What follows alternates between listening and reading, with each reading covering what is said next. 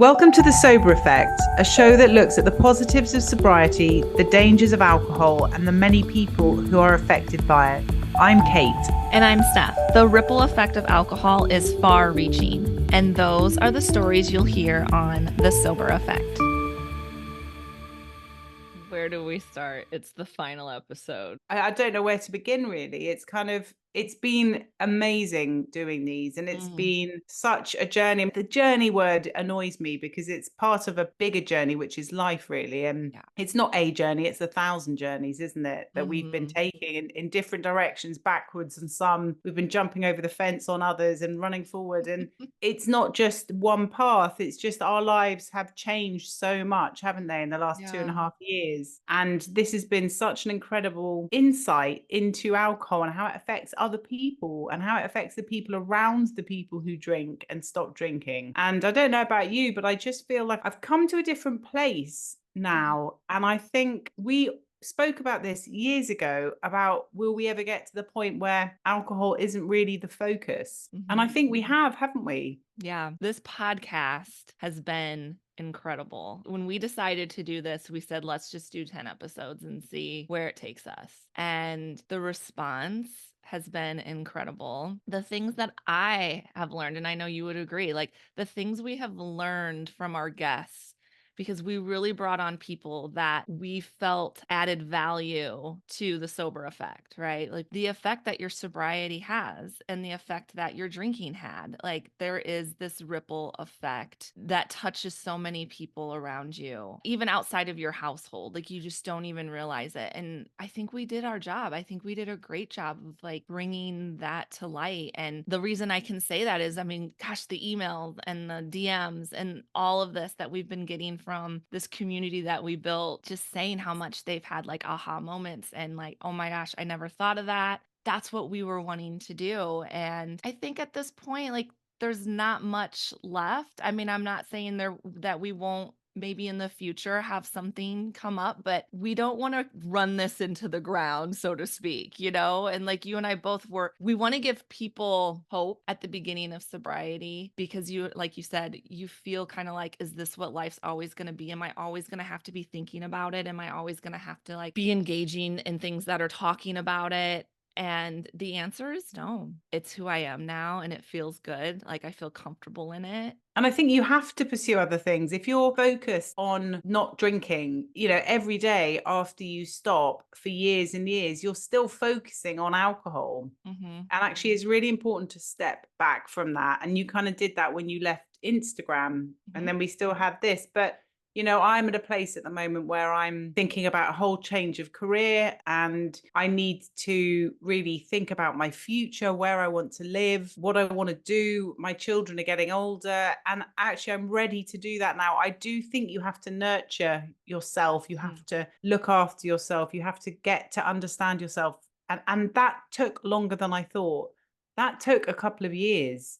When you're a regular drinker and I was drinking every day for over 20 years. And, it took a long time to find my feet when I stopped because that had been my main identity. And that's fine. And that's what we were here for, to help people to talk about things, really think about why you're doing this and why you drank. Think about the reasons that you have for not drinking, because there's so many. And I hadn't realized how many there were. And I think that's really kind of cemented my understanding of how bad alcohol is. And I didn't have that before. I just thought I can't drink because I'm a mess when I do and I know it's bad for me. But now I don't want to drink. That's one tiny aspect of life. There's so much more out there. And I think both of us have reached the point, and it's really nice that we're both at the same point in our sobriety because we've kind of always done this kind of leapfrog thing where we're always around the same place, dealing with the same things.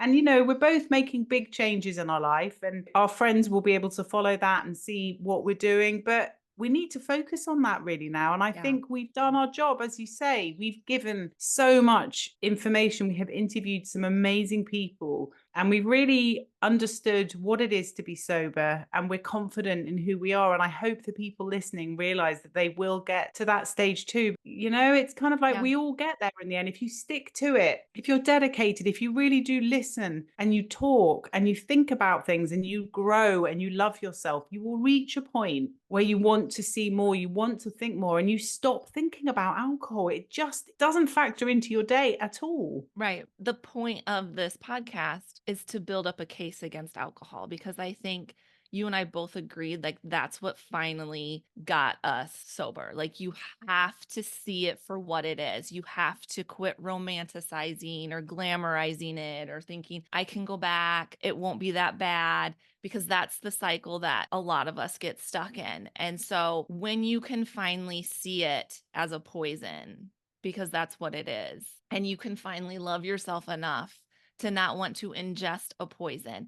I mean, think of it this way. If someone was serving you undercooked chicken, you wouldn't eat it because you know you're going to get violently ill. You're going to get food poisoning.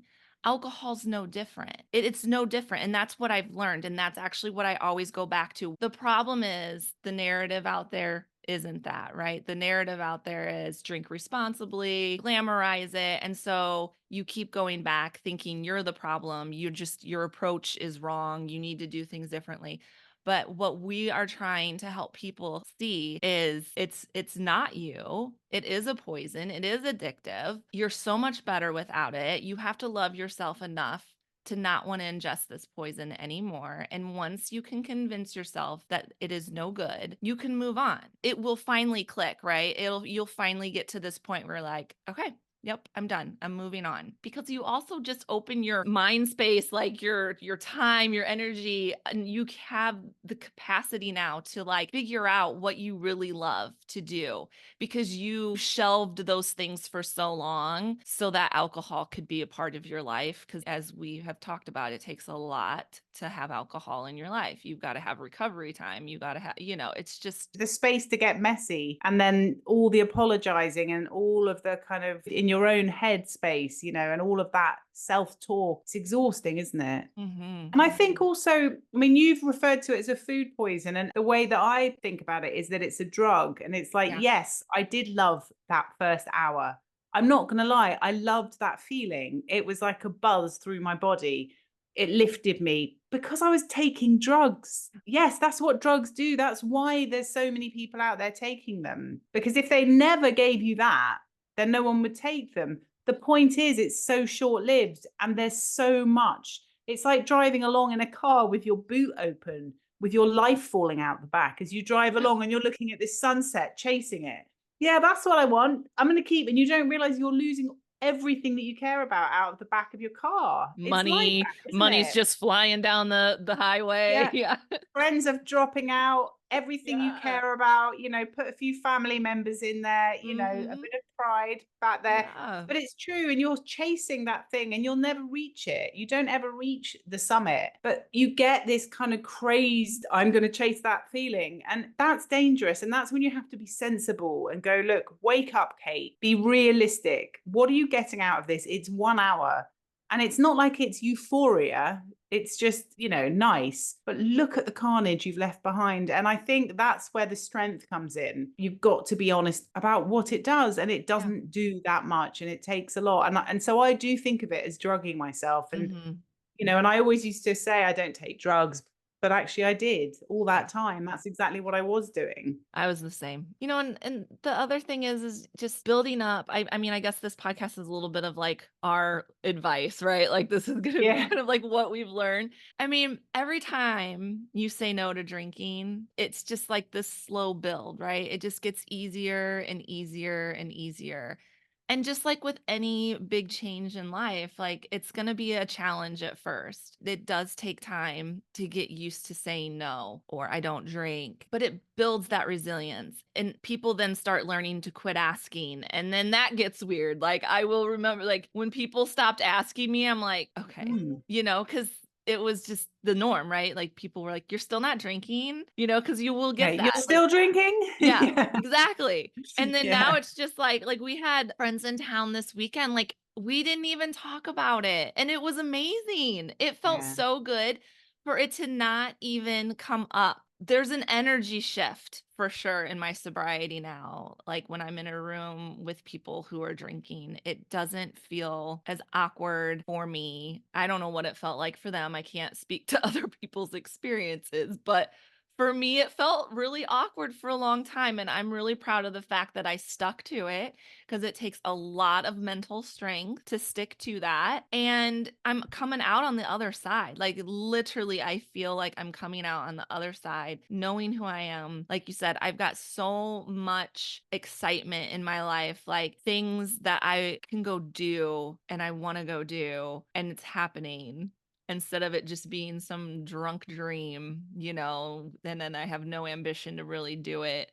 Like, we're doing it, and it's just so cool. It's so It's what exciting. life is meant to be like. Mhm. You're not meant Living. to be drugged through your life. It's going to stunt you and it's going to prevent you from going places. You're putting up invisible boundaries all the time, all around you, between you and your kids, you and your partners, you and your family members, you and your friends. You're making bad decisions about the things you eat, the people you hang around with. I mean, I have friends now, which is one big point. Like, don't think you're going to lose everyone, but I've got different friends. I've got new friends. I've got lots of the old friends. I haven't lost loads of friends. There's a Mhm. few people I don't see anymore, but I'm actually glad about that because it's my choice. I don't Yeah. want to see them. I've realized that they were good fun because they drank a lot and they made me feel better. That's not a loss. I hope that they're fine. I hope they're well. Good luck to them. But I don't miss them in my life because I've realized they were there for a reason to enable me to drink. And now I don't want that. But everything you say is so true. And it just feels like I've had a long outward sigh. Yeah. I've had time to sit in a rocking chair and look at myself and go, that was a bit of a mess, wasn't it? Right, you've done it. And it's gone by so quickly. This 2.5 years has gone by Oh, yeah. so quickly. I still can't believe I've done it. I still remember counting the first 10 days and being so excited. I mean, I marked off every day for the first 100 days in a diary, and it was such a big deal for me. And I just thought, what's coming next? And I've gone through ups and downs, and is this forever? And I really want to drink. And but I've got all these new associations now with Christmases, with birthdays, with summer holidays, and none of them involve alcohol. So my brain's getting used to it. It's not tormenting me anymore. I don't have those, come on, have a drink, have a drink. I just don't want it. I don't need it. It's not part of my life anymore. And I'm amazed it used to be such a huge part because it scares me to death to think of getting drunk now and being out of Oh, control. I yeah. mean, I had a few drinking dreams recently. And one of them, Steph, it was awful. I was in London. I was off my head. I couldn't stand up. I was falling in a hedge. And I was calling Nick and going, please, can you come get me? I don't know where the buses are. There aren't any. And he was like, you're on your own. I've had enough. I'm not dealing with this anymore. And he kept hanging up on me. And I was panicking and I knew I was going to hurt myself. I didn't know where I was. And I woke up and I had that fear, that real fear that I remembered I used to wake up with. And it was horrible. I hate the thought of being drunk now. I mean, Mhm. I don't know how I managed to get through life drinking every night now that I look back on it. And that's Yeah. a good thing. That means I've grown and I'm starting to rely on the tools that I've got that are natural. I mean, the one thing I will say is that I have been feeling really emotional recently. Maybe it's because the Mm. podcast is ending, but I think that's only a Mhm. part of it. But Mhm. I have been I mean, I saw a dead rabbit in the road today Mm. and burst out crying while I was Mhm. driving. That's really quite emotional for me. I don't normally react quite that way to roadkill, Yeah. but I'm feeling really emotional. And I've realized I am a highly empathetic person and I feel these really strong emotions. And I used to bunch all of these emotions together and spit them out through alcohol in any which way they came out, which is why you never knew how I was going to respond. But that's how I used to deal with all of these different things. And I am finding it overwhelming at the moment, but actually it's overwhelming in a way that it's like a puzzle. And I need to understand why they're happening. Nothing's going to come along and knock me over. And there's no timer saying you've got to work this out quickly or you've got to apologize for something before you understand what it is that you did. I've got time to work it out. And actually, I'm sure I can use these emotions to my advantage. There's all these things that were hiding that weren't allowed to come out and Mhm. shine. And I didn't understand that's what I was actually like. I mean, before we went on, you were saying maybe you're an extrovert. And I've been spending so much time alone. Yeah. I'm learning about all these things, and it's like being given a second chance. Yeah. The emotion part has been huge for me. I'm glad you brought that up because it's something that I've gotten so used to working through them. Like I forgot that this was part of my sobriety. I mean, I even have a tattoo that says feel it all because I never wanted to deal with the heavy emotions. And that's where alcohol came in a lot. And I know a lot of people, when they drink, they get emotional. But for me, it was always so different. I could drink to avoid getting emotional. Like it would numb me out enough to where I didn't have to really, face the demons per se. And now I do. I allow myself the space and the time it takes to work through something that maybe has me feeling sad. And instead of like running to alcohol and avoiding it, I now like run to solitude and sit with it and journal about it and ask myself, or if I can't get myself out of it, I make an appointment with my therapist and he asks the right questions to help me talk through it and work it out. And it has just been the most beautiful thing to feel it all, the good and the bad, because when you can feel the bad, the good is better than any buzz from alcohol. Like the joy, the rebound you get from working through a tough emotion, it's like the best reward. And you miss out on that when you drink because you numb everything out. So you're not, yeah, you may feel like, okay, I've drank that stress away or I've drank that grief or that sadness, but then you never get that rebound of that joy because the alcohol steals all emotions. It just flatlines you and it stores it in a different way. And you're going to either get sick or you're going to have a panic attack or you're going to have anxiety. Our bodies are smarter than we are, and they will find a way to get this out. And so, if you do not learn how to face this stuff head on and work through it, you're going to get sick or you're going to have anxiety or depression or whatever because our bodies don't want that. They don't They want to don't hold want on to it. poison inside us, do they? Correct. Yeah. I think my advice for the people who listen to this podcast is to just keep remembering and being realistic about what life was like, because you're not here because it was okay and a small problem. You're here because it was affecting your life so much that you had to take drastic measures. And moderation doesn't work. It doesn't work unless it's always worked for you. So, Correct. unless you've been able to do it forever, it's never going to work. I'm sorry, but I've never seen it happen. And there's a few myths floating around that there's a few people who have done it. I've never seen anyone be Unicorns. able to do it. Yeah. It's just not true. And also, why do it? Because then you're still chasing that thing. You're still telling yourself, this is a treat. This is something I want. We weren't born to drink alcohol. We have been introduced to it by friends, by family, by society. We've been told this is a fun thing that you do when you socialize. It makes you go a bit off your head. It's quite expensive. It's quite dangerous, but it's a drug and you can buy it in the shops. That's the truth. Right. Now, if we'd never been introduced to it, we wouldn't be craving it. So walk away from it. You don't need it. You never needed it. And I think it's such a huge presence in society that that's what makes it difficult. But if you really think about it, we don't need it. So try and learn who you are. Try and live your authentic self, because those are the people who at the end of their lives look back and think, that was fun. I enjoyed that. I did the most that I could. Yes, I made some mistakes, but I also made some really good decisions and met some amazing people. And I've felt love and I felt happiness and I've taken risks. People who have drunk all their lives look back and think, what a waste. What could I have done? I know I'm talking about my own feelings on this Yeah. because I thought about this a lot. I don't want to end my life thinking, what if? All because I wanted to drink this stuff every night to escape. I want to be there. I don't want to escape from my surroundings and my world and my life and my brain and the people Yep. I love. I don't want to escape from them. If it isn't working, change it. Don't try and escape while you're sitting at home on the sofa and drugging yourself. That's not escape. That's hiding. That's hiding underneath a very heavy blanket that's weighing you down. So just throw it off. And it's time to live. It's just time to be yourself and see what you're capable of and explore the world, explore yourself and the people around you. I mean, it just feels like life is right now, and there will be bumps, but they won't be fueled by booze anymore. Nobody is coming to save you. nobody is going to do this for you. And you have to do this for yourself. And that's anything. Alcohol, fitness journeys, learning something new. Like, you cannot expect validation from others and you cannot expect motivation from others.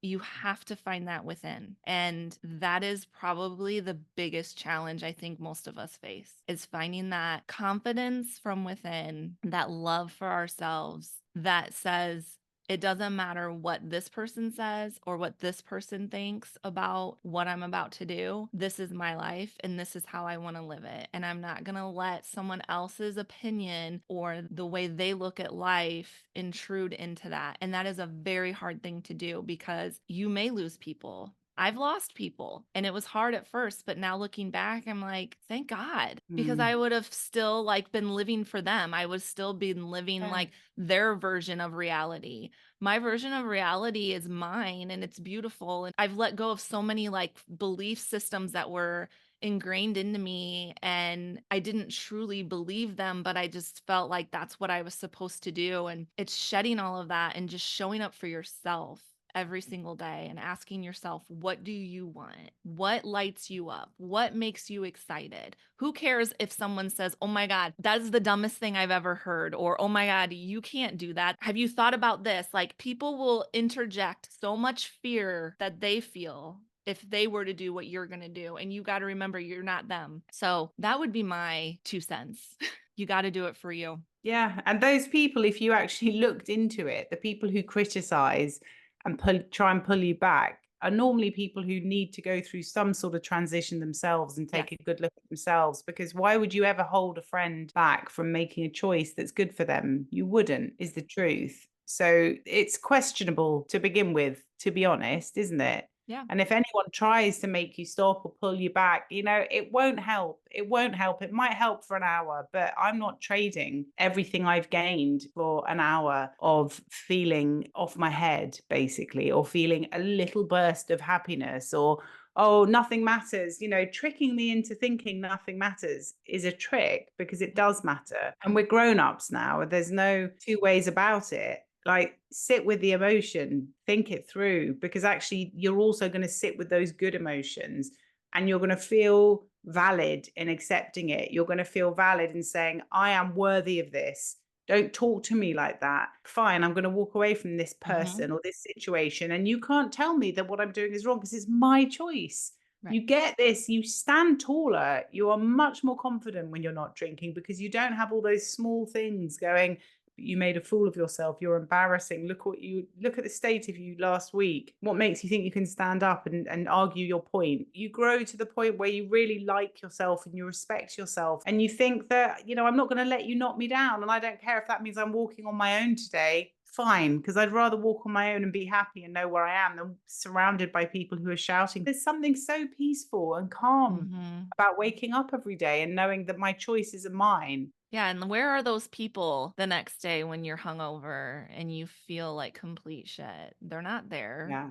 helping you feel better. It's just, like you said, we're all adults, but there's still that inner child, right? Yeah. That is like wanting to be a part of a group, wanting validation, wanting friends. And we have to parent. I've learned that. I've had to parent her. And that's where there was a switch with me too, right? She's the one that wanted to drink all the time and fit in and be cool, because that made everyone around her happy, because it made them feel better about themselves. Then I never focused on feeling good about myself. And that's when it had to switch, when like this parenting came in to that child and said, listen, like, you are enough just the way you are. And if these people cannot support your decision to stop drinking because it is affecting your physical and mental health, then goodbye. Goodbye. I love that, Steph. And I've never thought of it like that, about parenting your own inner child. But both of those are important. And you can be both of those. You have to be both of those. But Yep. it all gets mashed up when you drink. All those feelings get mashed into one, and the boundaries get lost. And you can't work out what's a genuine feeling. And you're too busy just trying to act so people don't suspect that you're hungover. Life is so short. You should be out there finding ways to make yourself laugh, and people who make you happy, and things you do that are exciting. That's the point of life. It's not trying to stay at ground level. It's elevating your life all the time, thinking of things that will make you happy. And that doesn't mean jumping out of a plane. It might mean sitting in a garden reading a book. Yes. If that makes you happy. Yeah. Exactly. But great. Find time to do that and appreciate it. It's just better, isn't it? I mean, there's really all of these 39 episodes have been there to say you're going to feel better. You're going to look better. Life's going to be better without alcohol. You just can't argue with that, can you? And you know what, you guys, you deserve it. And I think that's the biggest part of it. I know people in my life that want what I have, and they look at me and they think that I may be mentally stronger or whatever. And it's like, no, I'm not. I just want it enough to go after it. And it's like, you've got to start listening to those thoughts that are taking you there. Oh, we'll just drink or whatever. Or like, it makes these people happy when I'm with them drinking. If I tell them no, they're like, what do you mean you don't want to have a drink? And then I feel bad because I've let them down. You've got to start dissecting that, right? And being like, no, like this is not who I am anymore. Yeah. I don't want this for myself. And it's going to be the most rewarding challenge you've ever faced in so many different ways. And yeah, all these episodes, they're just one thing after another showing you that it's only going to get better. Is it going to be easy? No, but life wasn't going to be easy anyway. Life isn't going to be easy with alcohol. So you pick your hard. It's the most beautiful breakup you'll ever go through. Beautiful. Yeah. Yeah. Right, Steph, we're going to have to say goodbye. Goodbye for now. I don't really like goodbyes at all. I don't either. Have you got a joke or something? No.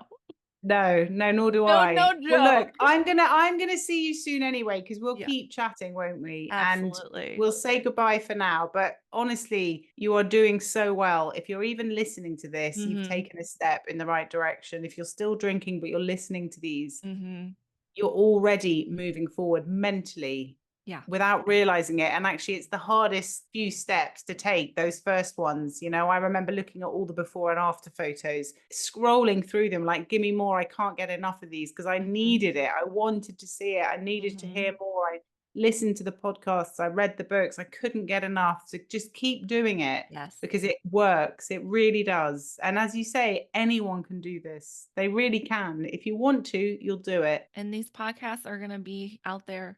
Re-listen as much as you want, send them to a friend, and just keep focusing on the right now. Thanks for tuning in. We're just two women from opposite sides of the pond striving to shed light on the negative impacts of alcohol. Quick heads up, we're not licensed therapists or doctors. If alcohol is seriously affecting your mental or physical health, seek professional help. And don't forget to hit that follow button to catch all of our future episodes. If you think our podcast could make a difference to someone you know, share the love. And hey, leaving a 5-star review will really help the Sober Effect reach more fantastic people like you. So thank you.